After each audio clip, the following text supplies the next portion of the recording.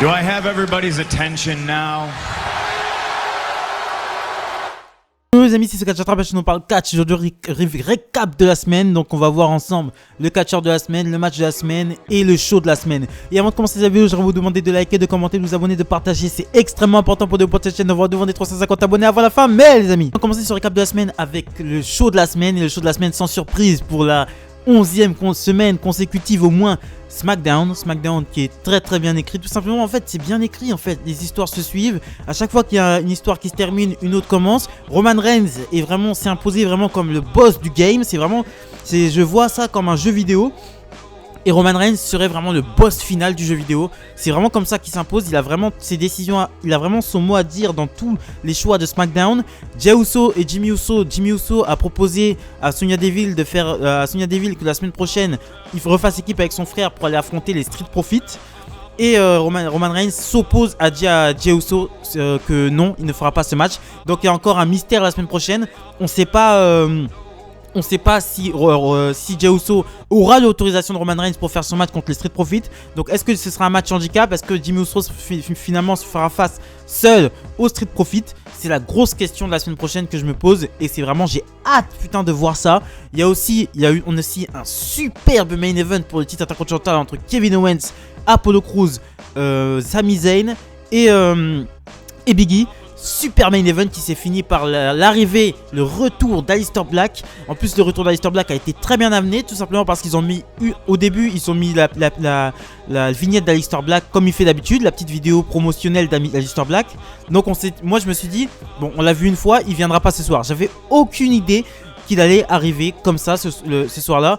Et il a mis un coup de pied à Big E. Il a mis son Black Mass à Big E. Donc apparemment il en veut à Big E. Et j'ai hâte de voir comment ça va se poursuivre. Et surtout, c'était vraiment un main event que j'attendais. Je me disais comment ça va se finir. Est-ce que Apollo Crews, comment ça va, comment ça va être amené. En tout cas, show de la semaine, SmackDown, sans discussion possible. On enchaîne ensuite avec le match de la semaine. Match de la semaine, j'en ai parlé un peu plus tôt. Fatal 4-Way match pour le titre intercontinental entre Kevin Owens, Big E, Apollo Crews, Sami Zayn. Super main event, le titre intercontinental est enfin remis à sa valeur avec un vrai personnage, Apollo Crews, qui s'est vraiment révélé avec son nouveau personnage de Nigérian, le prince nigérian. C'est vraiment très bien. Le Commander Aziz aussi fait très bien son boulot. C'était très bien. Sami Zayn, Kevin Owens aussi qui nous ont offert des superbes moves. Un brainbuster de la seconde corde de Kevin Owens. Voilà, il y a eu des bons moves. Big E aussi a fait un très bon match. Big E a fait un très bon match. Il était très réactif et tout. Franchement, c'était un très bon match qui s'est fini par la venue d'Aleister Black qui ramène encore un peu plus de sel à SmackDown et qui nous fait encore une autre. En fait, il y a deux gros points d'interrogation pour la semaine prochaine. Donc, le premier point d'interrogation, c'est que va faire Aleister Black? Pourquoi a-t-il attaqué Big E? Et pourquoi maintenant? Pourquoi il est venu maintenant? Deuxième interrogation, c'est est-ce que Jey Uso va pouvoir faire son match avec Jimmy Uso, reformer les Usos Brothers contre les Street Profits? Ça va être la grosse question. Moi, c'est la question qui me taraude de ouf. J'attends le retour des Usos ensemble. Mais Roman Reigns a dit à son cousin, oublie ça. Il lui a dit clairement, oublie ça. Il lui a dit que la décision de Jimmy Uso de demander à Sonya Deville un match, c'était vraiment égoïste. Et que ce n'est pas bon pour le business. S'ils refont équipe, ce n'est pas bon pour son business à lui. Et Roman Reigns, j'aime énormément comment écrire Roman Reigns. C'est vraiment le boss. C'est vraiment le mec. C'est Heihachi Mishima dans Tekken 3 quoi. C'est le big boss. C'est l'ogre dans Tekken 3 quoi. C'est le boss final. C'est vraiment le boss final. C'est le main event. C'est lui.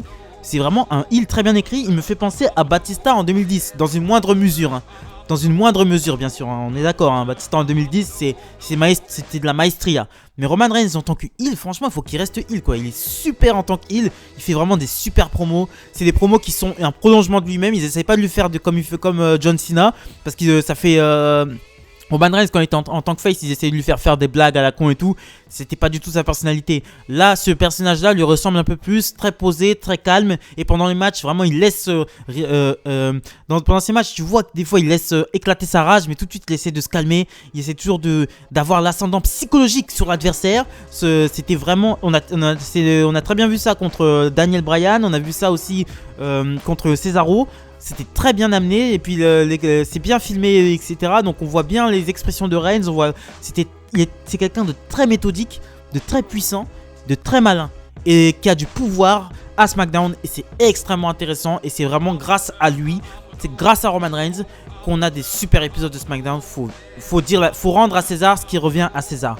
Donc on enchaîne ensuite avec le catcheur de la semaine. Le catcheur de la semaine pour moi cette semaine est Aleister Black, qui nous a fait son retour. Le père nous a fait son retour. Donc a fait son retour en attaquant Big E. Je ne sais pas pourquoi. Il en voulait vraiment à Big E. Il est arrivé en face de Big E. Il lui a mis un Black Mass et il est reparti avec un sourire. Il a les yeux maintenant verrons. Donc il a un œil qui est théoriquement sur le papier invalide, parce que Seth Rollins lui a crevé l'année dernière. Buddy Murphy lui a crevé l'œil l'année dernière. Donc il a l'œil un œil plus clair que l'autre. Donc il n'est pas valide. Et ça lui va très bien. Ça lui va très bien. Cette gimmick du phaser, du père. Donc inspiré de Far Cry 5, Joseph Seed. Franchement ça va super bien. Et j'ai vraiment hâte. Mais vous ne pouvez pas savoir comment j'ai hâte de voir SmackDown de la semaine prochaine en fait. À chaque fois, tout simplement parce que, excusez-moi, parce qu'il y a des questions qui sont posées. Il y a des questions qui sont posées et ils répondent aux questions. Ils laissent pas les questions en suspens. Ils répondent aux questions. Il y a des questions qui sont posées, c'est extrêmement bien écrit, extrêmement bien amené. Le main event pour le titre intercontinental, j'avais pas capté qu'ils avaient mis ça en main event justement pour faire venir Aleister Black. C'était très bien de l'avoir fait venir, de finir le show sur lui. De finir les choses sur lui parce que ça fait un gros impact. Et en plus le pire c'est quoi? C'est qu'Aleister Black on avait vraiment des doutes sur son retour, parce que tout simplement Zelina Vega avait été viré et que lui il avait été retiré des écrans. Et il avait demandé à retourner à NXT, mais ils avaient refusé qu'il retourne à NXT. Donc c'est très bien qu'ils lui ont recréé un nouveau personnage. Aleister Black, j'espère vraiment qu'il va atteindre les sommets. Il le mérite. Et voilà, on enchaîne ensuite avec la news de la semaine les amis. Vous le savez, John Cena est parti des écrans depuis son match avec Bray Wyatt à WrestleMania 36 l'année dernière. Et du coup, on ne l'a plus jamais revu à l'écran de la WWE, tout simplement parce qu'il a tourné Suicide Squad 2. Et là, il est sur le tournage au Canada, sur le tournage de la série Peacemaker. Donc là, la WWE serait vraiment en négociation avec John Cena pour le faire intervenir le 16 juillet lors du retour des fans et de la tournée WWE qui commencera le 16 juillet, histoire de promouvoir la tournée et commencer le truc sur vraiment un gros name quoi.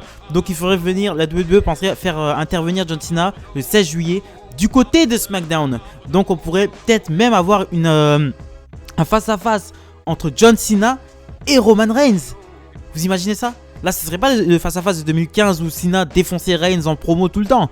Là ce serait un retour de John Cena, le leader de la C-Nation, contre Roman Reigns, celui qui est en bout de table.